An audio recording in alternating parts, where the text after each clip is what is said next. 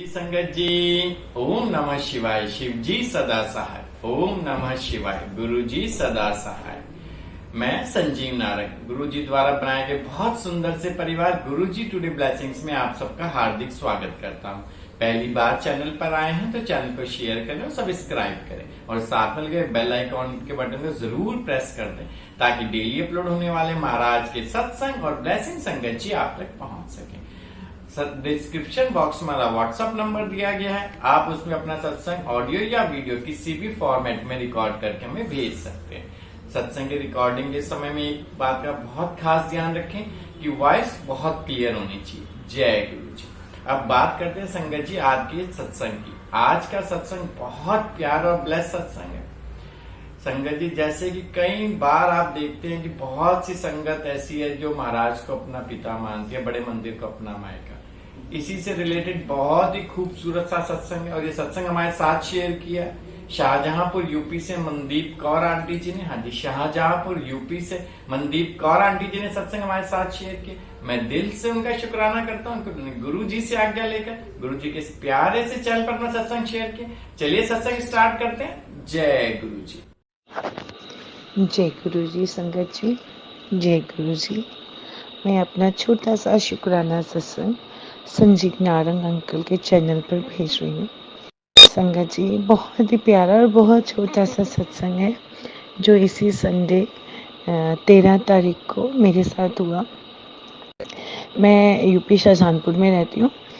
मैं यहाँ से दिल्ली गई, मेरे वहाँ पे कोई फंक्शन था तो मैं गुरुजी से कह के गई थी कि गुरुजी मुझे अपने यहाँ बुला लेना, मुझे नहीं पता, मुझे आना है और मेरे रास्ते में कोई अड़चन ना आए, कोई मुझे मना ना करे कि नहीं जाना है, तो मुझे गुरुजी प्लीज़ बुला लेना। तो संडे को 13 तारीख को फंक्शन था गुड़गांव में और 14 तारीख मंडे मैं गुरुजी के पास जाने के लिए तैयार हुई। सुबह सुबह मैंने वहाँ बोला अपने हस्बैंड से भी और जो मेरे साथ फ्रेंड्स वगैरह गए थे कि आप लोग चलोगे साथ में। तो पहले उन्होंने कहा हाँ चलेंगे, फिर सुबह जब मैंने उन्हें पूछा क्या चलोगे तो उन लोगों ने मना कर दिया। तो मेरा बहुत मन था कि मेरे हस्बैंड मेरे साथ जाएं, लेकिन उनको गुरुजी में बिलीव नहीं है तो वो बोले नहीं मैं तो शीशगंज गुरुद्वारा साहिब जाऊँगा, मैं नहीं जाऊँगा। मैंने कहा ठीक है, तो मैंने उन्हें फोर्स नहीं किया। तो मैंने कहा जब गुरुजी ने उन्हें बुलाना होगा वो खुद ही बुलाएंगे। तो संगत जी मैं तैयार हुई और मैं 9 बजे के करीब होटल के नीचे आ गई। मैंने कैब बुक करनी शुरू करी।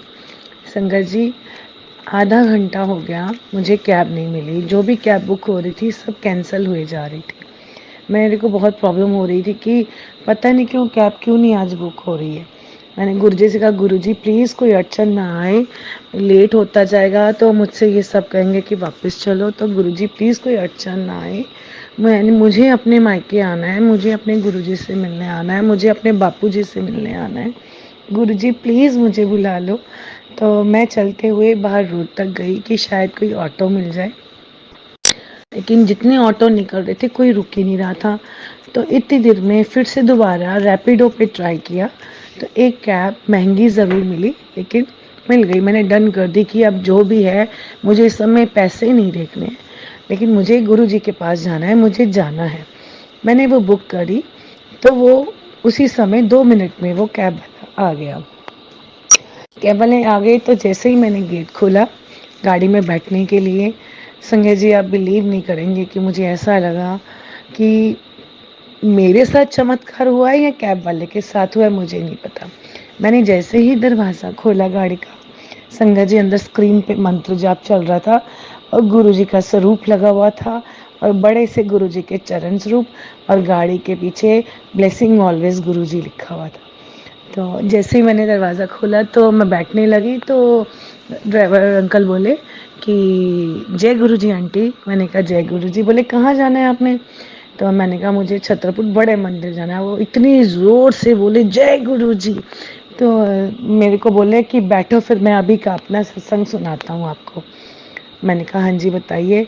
बोले मैं इससे पहले मेरी 850 की राइड थी जो मुझे मिल रही थी, और लेकिन मेरे फ़ोन पे एक्सेप्ट नहीं हो रही थी और मैं बार बार कह रहा था कि एक्सेप्ट करने की कोशिश कर रहा था लेकिन एक्सेप्ट नहीं हो रही थी। कह रहे दूसरी राइड आई, वो भी एक्सेप्ट नहीं हुई। तो कह रहे मैं आना अपना माथा पीट रहा था, गुरुजी क्या बात है, आज मेरा सुबह सुबह नुकसान हो रहा है, मेरे को कोई राइड नहीं मिल रही है, जो भी मैं एक्सेप्ट करने की कोशिश कर रहा हूँ वो राइड एक्सेप्ट क्यों नहीं हो रही है, मेरे फ़ोन में प्रॉब्लम हो गई है या क्या हुआ है। तो कह रहे तीसरी आपकी बुकिंग आई तो मैंने बिना देखे कि कहाँ जाना है कहाँ नहीं, मुझे लग रहा था कि अब ये मेरी राइड मैं कैंसिल नहीं होने दूंगा, मैंने तुरंत एक्सेप्ट कर ली। और जैसे ही आपने बोला कि छतरपुर मंदिर जाना है तो मैंने इसीलिए जय गुरु जी बोला, क्योंकि रात को मैं अपनी फैमिली को बोल के आया था कि मैं सुबह बड़े मंदिर जाऊंगा, होके आऊँगा।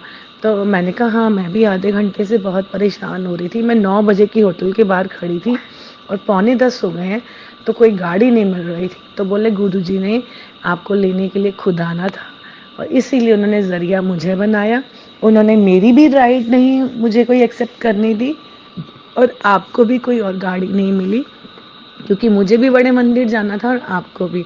तो संगत जी, मुझे सुन के इतना अच्छा लगा कि वाकई गुरुजी कैसे, मतलब कैसे जोड़ बना देते हैं, कैसे मतलब गुरुजी ने अंकल को मेरे पास भेजा और मैं भी इधर परेशान हो रही थी, उनकी भी राइड्स कैंसिल हो रही थी, मुझे लग रहा था आज मैं दर्शन नहीं करने जा पाऊंगी। संगत जी, इतना अच्छा लगा मुझे सुन के। पूरे रास्ते अंकल की गाड़ी में स्क्रीन पे मंत्र जाप चलता रहा।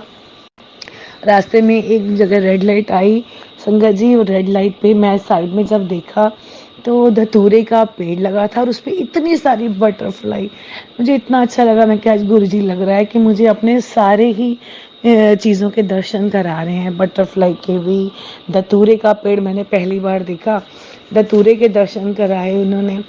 संगत जी, मंत्र जाप करते हुए हम मंदिर पहुंचे तो अंकल बोले मैं दर्शन करने अंदर जा रहा हूँ। तो मैम आपने क्या वापस गुड़गांव ही जाना है? मैंने कहा नहीं, मुझे गुड़गांव नहीं जाना है, मुझे हौस खास जाना है। तो बोले ठीक है, मैं आपको वापसी पे छोड़ूंगा, आप भी दर्शन करके आए और मैं भी दर्शन करके आता हूँ। संगत जी, हम अंदर मंदिर दर्शन करके आए, इतना अच्छा दर्शन हुए गुरुजी की। उस दिन गुरुजी का बाहर ही लगा हुआ था गद्दी, अंदर शायद कुछ रिपेयरिंग का काम चल रहा होगा, तो गुरुजी का दरबार उन्होंने बाहर लगा रखा था। इतने सुंदर दर्शन हुए गुरुजी के, ऐसे लग रहा था कि गुरुजी आंखें मुझसे बातें करती हुई जा रही हैं। मैं जो सोच के गई थी घर से कि आज मैं गुरुजी से ये प्रे करूंगी, तो संगत जी जब भी मैं बड़े मंदिर जाती हूँ मैं बिल्कुल ब्लैंक हो जाती हूँ, मुझे कुछ याद नहीं रहता है कि मुझे वहाँ जाके क्या कहना है क्या नहीं कहना है। बस मुझे ऐसे लगता है कि मेरे बापूजी मुझे देख रहे हैं और उनकी बेटी उन्हें देख रही है। हम आंखों ही आंखों में बातें करते हैं, या तो मेरी आंखों से आंसू निकलते रहते हैं या फिर मैं गुरुजी से बस ओम नमः शिवाय का जाप करती हूँ, या जो वहाँ पे जो भी सत्संग चल रहे होते हैं वो सुनते हुई मैं बस लंगर खा के आ जाती हूँ। और मंडे का दिन था, उस दिन मंत्र जाप, उस दिन ओम नमः शिवाय का जाप चल रहा होता है। मंडे को ओम नमः शिवाय का जाप करते हुए, अपने बापूजी से बातें करते हुए, अपने गुरु महाराज जी से मिलते हुए, उनकी बेटी वापस आई और गुरुजी को पता है कि उनकी बेटी को क्या प्रॉब्लम्स आ रही हैं, उनकी बेटी किस परेशानियों से गुजर रही है, उनकी बेटी के दिल में क्या चल रहा है, गुरुजी को सब पता है। और गुरुजी उसके रास्ते खोलेंगे, गुरुजी उसके रास्ते खोलते चले जा रहे हैं। मैं गुरुजी महाराज हमारे इतने अच्छे हैं, इतने प्यारे हैं, इतने भोले हैं, उनसे जो भी मांगो सब देते हैं। लेकिन जब आप बिना मांगे बिना बोले उनके पास जाते हैं ना, तो वो अपनी मुस्कुराहट के साथ साथ हमें बहुत कुछ देते हैं। अब तो कोई भी प्रॉब्लम आती है ना संगत जी, तो ऐसा लगता है कि बस आई है वो चली जाएगी। पहले मैं बहुत ज़्यादा डिप्रेस हो जाती थी, अब मुझे ऐसा लगता है कि गुरुजी ने कोई परेशानी भेजी है तो मेरे कोई कष्ट काटने के लिए भेजी है। अब मैं अपनी मुस्कुराहट को कम नहीं होने देती। गुरुजी कहते हैं ना, जैसे मैं मुस्कुराता हूँ वैसे तुम भी मुस्कुराओ, तो तुम्हारी भी कोई भी परेशानी तुम्हें बड़ी नहीं लगेगी। संगत जी, अब यही कोशिश होती है, कोई प्रॉब्लम आती है ऐसा नहीं कि हम परेशान नहीं होते हैं इंसान हैं, लेकिन जब गुरुजी का स्वरूप देखते हैं, गुरुजी की बड़ी सी स्माइल देखते हैं, तो सारी परेशानियां खत्म हो जाती हैं और कहते हैं गुरुजी मैंने अपनी परेशानी आपको दे दी, अब आप जानो आपका काम जाने, तो वो काम बन जाते हैं। संगत जी फिर वापसी पे भी हम आए। जैसे ही वापसी पे हम गाड़ी में बैठे तो गुरुजी के बड़े मंदिर के स्टाफ का एक बंदा हमारे पास आया। अंकल जी आए, उन्होंने गाड़ी नॉक की, उन्होंने कहा कि मुझे आप कुतुब मीनार तक छोड़ देंगे। तो ड्राइवर अंकल मेरी तरफ देखने लगे, तो मैंने कहा आप बिठा लीजिए, कोई बात नहीं, मैं गाड़ी में अकेली हूँ, अंकल जी ने जाना है तो अंकल जी को छोड़ते हुए जाएंगे। तो बोले मैं मंदिर का स्टाफ हूँ, मैं सारा यहाँ का बिजली का काम देखता हूँ, हमारी 24 घंटे यहाँ ड्यूटी होती है, 24 घंटे बाद दूसरे अंकल आते हैं, फिर उनकी ड्यूटी होती है। तो अभी मेरे 24 घंटे हो गए हैं, तो अब मैं घर जाने के लिए सोच रहा था कि कैसे जाऊँ। तो मैंने उनसे कहा अंकल आप कोई बात नहीं, आप बैठ जाइए। वो बैठे तो इतनी देर में 2 लेडीज़, उनके साथ 2 छोटे बच्चे थे, वो बोले कि आप हमें मेट्रो स्टेशन तक छोड़ देंगे छतरपुर के। हमने उनसे कहा आप भी आ जाइए। तो संगत जी मुझे ऐसा लग रहा था कि नवरात्रे खत्म हुए हैं, तो अगली सीट पे गुरुजी और पिछली सीट पे देवियाँ बैठी हैं, माता रानी बैठी हैं, 2 छोटी लड़कियां थी। मुझे ऐसा लगा कि मेरे साथ कंजकें बैठ के आई हैं और मेरे गुरु महाराज जी बैठ के आए हैं। वो भी जाते समय पूरा टाइम जब तक मेट्रो स्टेशन नहीं आया, वो भी मंत्र जाप बोलते हुए गई। मुझे ऐसा लग रहा था कि आज पता नहीं मेरे कितने कष्ट गुरुजी काट रहे हैं। मेरी गाड़ी में कंजकों को बिठाया है, खुद आके स्टाफ के रूप में गुरुजी बैठे हैं। जो भी मेरी गाड़ी में बैठे हैं तो वो सब मंत्र जाप करते हुए जा रहे हैं। तो पता नहीं आज मेरे कितने कष्ट कट रहे हैं। जब मैंने वहाँ पे मेट्रो स्टेशन पे आंटी लोगों को उतारा, 2 आंटी थी, 2 लड़कियां थी छोटी छोटी, वो सब ने इतने प्यार से मुझे जय गुरुजी बोला और पलट पलट के बार बार, जब तक मेरी गाड़ी आगे नहीं निकली 3 से 4 बार उन्होंने पलट के मुझे आंखों से जय गुरुजी बोला, आंखों को जैसे विश करते हुए, मुंह से जय गुरु बोलते हुए जा रही थी। मुझे सुनाई नहीं दिया, लेकिन उनकी लिप रीडिंग से वो जय गुरुजी बोल रही थी, आंखें बंद करके मेरी तरफ देख देख के। मैंने उतनी बार उन्हें जवाब दिया। फिर आगे कुतुब मीनार के पास सबने अंकल जी को छोड़ा।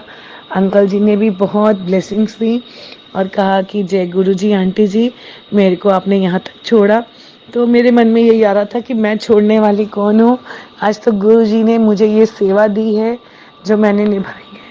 पता नहीं उनके रूप में मेरी गाड़ी में मेरे साथ कौन बैठ के आया। तो गुरु जी ने तो मेरा तो दिन बना दिया। मेरे गुरुजी सबके ऐसे ही दिन बनाए, सबको खूब ढेर सारी खुशियाँ दें। मैं तो गुरुजी से यही कहती हूँ, गुरुजी हर महीने मुझे दर्शन के लिए बुला लिया करो। मैं पास में तो रहती नहीं हूँ कि मैं कहूँ गुरुजी मुझे हर रोज़ बुला लो। कोशिश अरदास तो करती हूँ कि गुरुजी यहाँ तो ऐसा ज़रिया बनाओ कि मैं दिल्ली शिफ्ट हो जाऊँ, मुझे बड़े मंदिर में सेवा दो आप। लेकिन जब तक नहीं है तो गुरुजी हर महीने आप मुझे अपने दर्शन ज़रूर दे दो। बापूजी ये बेटी आपके दर्शनों के लिए तरसती है, आपसे बातें करने के लिए तरसती है। बातें तो आते जाते उठते बैठते आपसे करती रहती हूँ। दर्शन आपके स्वरूप लगा घर में, दर्शन भी करती रहती हूँ, लेकिन जो बड़े मंदिर में अपने बापू से मिलने का सुकून है ना, वो घर में नहीं है। घर में तो रोज गुरुजी को सुबह उठते ही आंखें खोलते ही गुरुजी के दर्शन होते हैं, शुक्राना गुरुजी बोलती हूँ। लेकिन एक होता है ना कि हाँ मुझे अपने घर जाना है, अपने मायके जाना है, अपने गुरु महाराज जी से मिलना है, अपने बापू से मिलना है।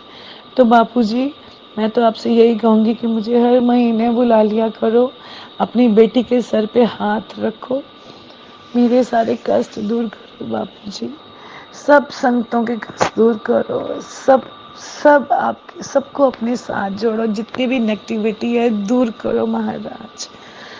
बस ये छोटा सा सत्संग है संगत जी, आप सबके साथ जो शेयर करना था। शुक्राना गुरु जी, शुक्राना संगत जी, शुक्राना नारंग अंकल।